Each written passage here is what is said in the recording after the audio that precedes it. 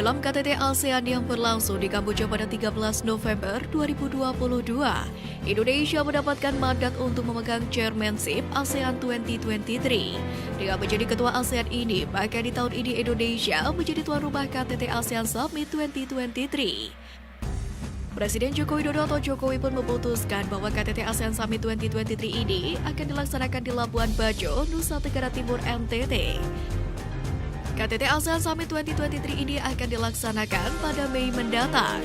Salah satu alasan Presiden Joko Widodo menuju Labuan Bajo sebagai tuan rumah KTT ASEAN Summit kali ini adalah untuk memulihkan industri pariwisata di Indonesia Timur pasca diterpa pandemi COVID-19. Bapak Presiden sudah memutuskan Labuan Bajo untuk pelaksanaan ASEAN Summit, kata Menteri BUMN Erick Thohir di ICE BSD City, Tangerang, Banten pada Sabtu lalu. Strategi ini pun sama seperti yang dilakukan pemerintah untuk pemulihan pariwisata di Bali, yakni menjadikan Bali sebagai lokasi utama kegiatan konferensi di Pulau Dewata, sehingga banyak wisatawan yang akan berdatangan. Erick pun menuturkan dengan dijadikannya Labuan Bajo sebagai lokasi kegiatan KTT ASEAN Summit, maka akan ada banyak persiapan perbaikan infrastruktur. Misalnya adalah mempercantik bandar udara, pelabuhan sampai lokasi penginapan.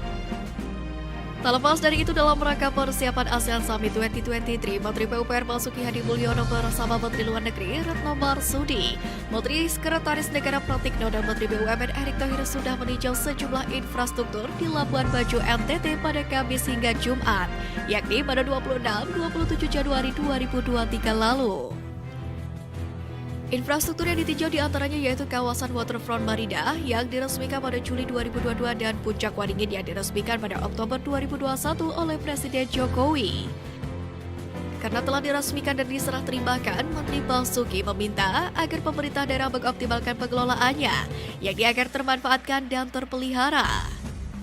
Kawasan ini sudah kita bangun sebagus mungkin dengan anggaran yang tidak sedikit. Jadi saya mohon kepada Pak Bupati dan mitra kerja agar fasilitas dapat dimanfaatkan dan juga dipelihara dengan baik. Terutama tanamannya harus rutin disiram minimal 2 kali sehari agar tidak mati serta dijaga kebersihannya, kata Menteri Basuki.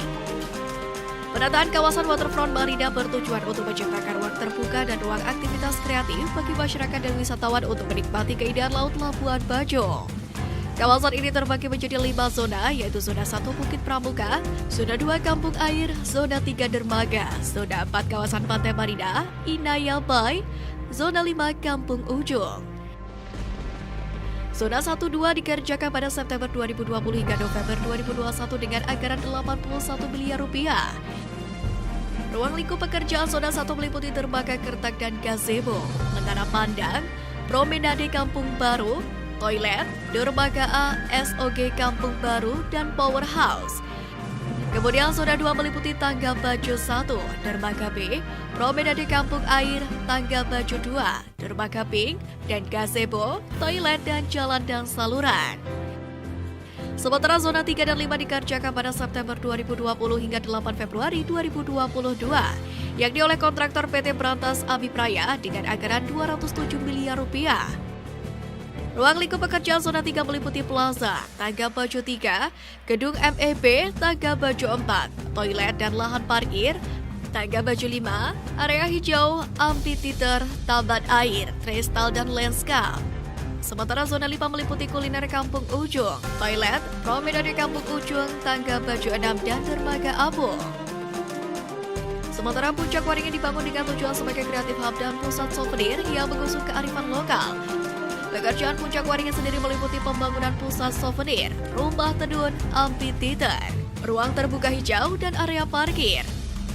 Di mana kawasan ini dibangun pada Agustus 2019 hingga Maret 2021 dengan anggaran 28,9 miliar rupiah. Kedua kawasan yang merupakan bagian dari kawasan strategis pariwisata nasional atau KSPN Labuan Bajo tersebut akan digunakan sebagai venue untuk gerakan acara ASEAN Summit pada Mei 2023 mendatang. Untuk melaksanakan mandat sebagai ketua KTT ASEAN tersebut, Indonesia mengusung tema ASEAN Matters, Epicentrum of Growth, yang sekaligus juga meresonansi keberhasilan presidensi G20 Indonesia pada tahun 2022 lalu. Menteri Koordinator Bidang Perekonomian Airlangga Hartarto mengatakan nahkoda dan navigasi presidensi G20 di tengah berbagai situasi tantangan global telah mendapatkan apresiasi dari banyak negara. Dan Indonesia sendiri saat ini mempunyai kepercayaan yang tinggi dari berbagai negara. ASEAN Better sendiri terdiri dari 3 elemen penting yakni penguatan terhadap kapasitas dan efektivitas ASEAN, persatuan ASEAN serta sentralisasi ASEAN. Sementara itu, epicentrum of growth terkait dengan peran ASEAN sebagai pusat pertumbuhan ekonomi kawasan dan dunia serta terdiri dari 4 elemen penting yakni arsitektur kesehatan, ketahanan energi, ketahanan pangan, dan stabilitas keuangan.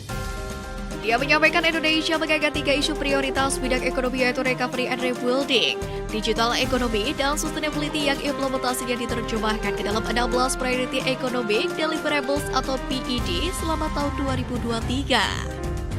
Nah, itu tadi yang bisa Naratif sampaikan dalam video kali ini. Silahkan tulis pendapat kalian di kolom komentar di bawah ini. Sampai bertemu lagi di video channel Naratif selanjutnya ya. Terima kasih.